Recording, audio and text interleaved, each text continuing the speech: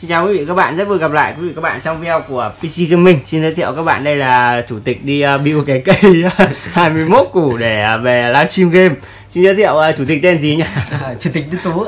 Tên Tú à? Thì cái cấu hình 21 củ của chủ tịch gồm những cái gì để giới thiệu cho anh em xem cái nhỉ? Chip là chip gì đây? Ryzen 5 2006. Ryzen 5 2006 này, rồi sử dụng bên gì? B350 Tomahawk. Úi giời. Làm cái bom tên lửa đây anh em nhá. Đấy là main rồi, bây giờ còn gì nữa nhỉ? Tiếp theo là cả màn hình đi. Cả màn hình là một trong những cái quyết định rất là nhiều, dùng cho cái này trước đi. Giấu cái hình à? Nguồn thì sử dụng một cái nguồn VX Plus 600W. Cái này cũng mới anh em nhá. Bây giờ đến SSD, sử dụng một cái thẻ SSD King Max đây anh em. King Max LVMe này, 120GB nhá. RAM 16. RAM thì sử dụng RAM của Kingston Hyper 16GB. Mới nhá. Bớt 3200 anh em nhá. RGB luôn. Bớt 3200 và có LED RGB, tí nữa anh em chúng ta xem LED xem nó như nào. Ổ cứng nồi đồng cối lá, hàm 200GB. Ổ cứng đời Tống. Seagate đời Tống. Tiếp theo là một thành phần rất quan trọng, ảnh hưởng nhiều đến hiệu năng của cái PC. Không có cái này không. cái vỏ cây thì thôi nó cùi quá, chúng ta sẽ bỏ qua, chúng ta đến với một nhân vật quan trọng hơn. Không có cái này không lắp được nhá. Đến một nhân vật quan trọng hơn, đó chính là chiếc VGA. VGA là VGA gì anh em? Hay là để hơi ngược rồi, quay lại để đây. VGA là một con 1070 Ti AMOLED mới, rất là đẹp, chưa ai dùng. Đây là chủ tịch lần đầu tiên được phá trình. Thì chủ tịch sẽ lắp luôn cho anh em xem anh em nhá. Giờ chúng ta sẽ chuyển sang môn lắp ráp. Chủ tịch sẽ tự tay lắp ráp anh em ạ. Chủ tịch tự tay mà cho nó gọi là chủ tịch mà kiểu tiết tiền thế nào ấy, toàn tự tay lắp, không chịu thuê người lắp gì cả. Đây anh em ạ, main Tomahawk của MSI B450 khá là đẹp. Trông mấy cái này giống như kiểu của giáp xe tăng ấy. Arman. Cái gì ở cái cổng sao được mạ vàng này anh em này. Đó. 4 khe RAM nhá, có cả khe LVMe 2 này. Tí chúng ta sẽ lắp LVMe vào đấy. Rồi, CPU trước nhá. CPU đi. Gọi là đây. CPU nó có một cái CPU AMD nó sẽ có một cái đánh dấu ở chỗ này này. Đây cái chân khuyết ở đây anh em nhá. Chúng ta sẽ lắp vào cái chỗ đánh dấu ở ngay trên CPU ở đây này. Cho các bạn nhìn rõ ở đây đây. Đây cái chỗ đánh dấu ở ngay trên đây socket này. Đấy, chân socket có một cái đánh dấu ở đây này. Chúng ta sẽ lắp vào chiều này anh em nhé. Và cái đầu đánh dấu vàng ở trên bên này. Đó. Đấy, đặt vào. Em tự đặt đi. Thôi anh đặt luôn đi. Đặt đi. Xong chưa? Chưa, nó phải xuống hết. Đấy, mình phải lay được. Đấy, đặt lại đi xem nào. Đặt đi cho quen, tí về tự đặt. Chủ tịch tự đặt đi chứ. Cứ đặt xuống thôi. Đấy, xong rồi lay một tí. Đấy. Vừa khi chưa? Rồi. Đóng xuống. Đóng cái này xuống, xịt rồi. Bây giờ lắp quạt tản nhiệt. Quạt đâu? Chưa dùng. Quạt mới led. Đó. Quạt stock của AMD. Quạt này không có led anh em. Quạt này không có led anh ạ. Đấy, chúng ta sẽ lắp vào đây. Tháo cái này ra. Hai con ốc vào ra anh em nhá. Quạt đây anh em nhá, có sẵn keo tản nhiệt ở dưới rồi này. Mình có thể đổ cái keo khác được không? Không, keo này keo zin, mình đổ keo khác làm gì? Phải keo không zin thì mới đổ chứ. Đấy. Quay chiều nào cho nó lên nhỉ? Có thể để cho em lắp được không? Được, đây anh đang quay xem là cái chiều ở đấy. Đây đúng rồi. Đúng vừa ốc vào được. Đúng rồi. Chưa? Cái cân chứ, đây mà, như này mà. Đây à. Đấy, rồi. Chuẩn chưa? Vặn đi. Vặn nhá.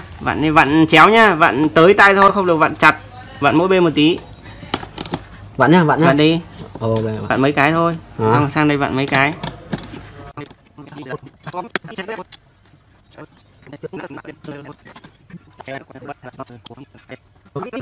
Đây, cặp RAM LED anh em nhé. RAM của Kingston hòng Hyper này. Đấy.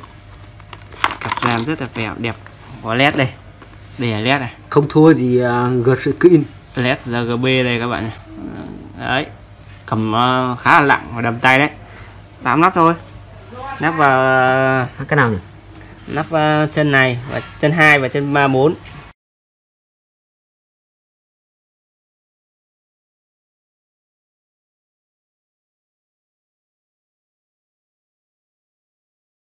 Con VGA chát chúa nhất của bộ cây. Linh kiện chát chúa nhất của bộ cây. Em mở bên này cho dễ này, bên này mở rồi. Mở đi. Rút ra. Anh em cùng unbox em này nhá. Ngược. Đây không có gì anh em ạ. Đây. Có cái logo hình chữ MSI ở đây. Trong này có gì không? Mở xem nào. Không mở cái này trước đi. Ui, chả có gì anh em ạ. Lừa hàng rồi. Hộp rất là to, không có gì. Nhân vật chính của chúng ta đây anh em nhá. Đấy, mời chủ tịch mở lên cho anh em xem cái. Xem ngoại hình của em nó như đây nào. có một cái thư cảm ơn. Xem cái thư cảm ơn trước nhá. Đây, nhân vật chính của chúng ta đây. MSI Amor 1070Ti. Có một HDMI, một HDMI, 2 HDMI, DisplayPort 2 này, một DVI này. Quay sau. Đằng sau này không có backplate các anh em nhá. Mới nhá, mới mua nhá. Hàng mới mua 25 tháng 2 này, 2019 mới đẹp. Trị giá gần chục củ con cạc này. Đấy. Mới nhưng mà rất khét nha. Đó, có cả hãng còn siêu quạt. Bây giờ chúng ta sẽ mời chủ tịch bóc cái siêu quạt ra xem nào. Công nghệ độc quyền của MSI. Mới như này thì không có gì phải nói nữa rồi. Bây giờ chúng ta sẽ chỉ chờ xem hiệu năng của em nó như nào thôi, đúng không anh em? Nói chung là thiết kế thì cũng khá là truyền thống với hai quạt khá là lớn. Rồi bây giờ mời chủ tịch lắp vào cây.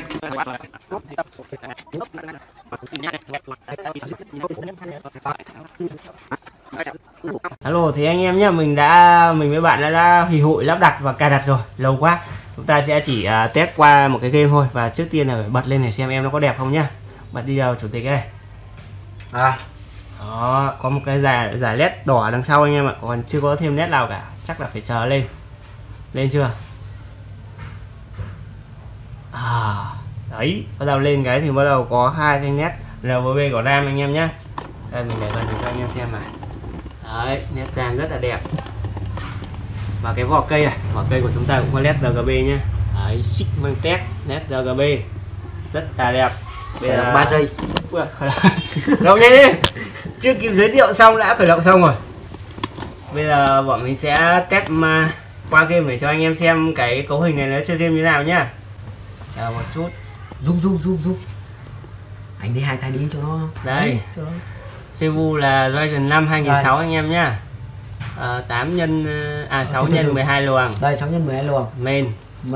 B450 Tomahawk MSI anh em nhá.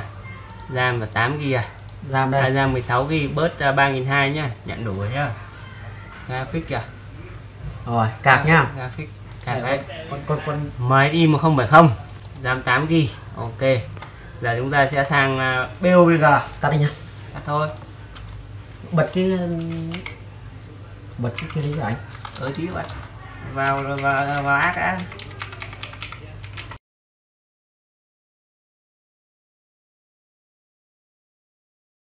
Rồi nhanh. Đó nha, chúng ta đã đến với BOVG trên cấu hình của chủ tịch Tú 21 củ. Có 21 củ mà. 21 củ thôi, để xem mà với max setting thì cấu hình này sẽ chạy có chất không anh em nhé. 1070Ti và Ryzen 5 2006. Không, tí còn cho xem cấu hình luôn. Cho xem phân giải. Nhát nữa nhảy xuống thì xem, nhớ trốn đi. Chết sớm. Đấy, không xem đủ setting. Thằng chó kìa. Ôi, đồng thế.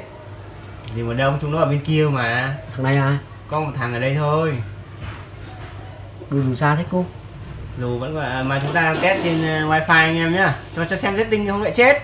Rồi quên nhỉ. 10 Ultra.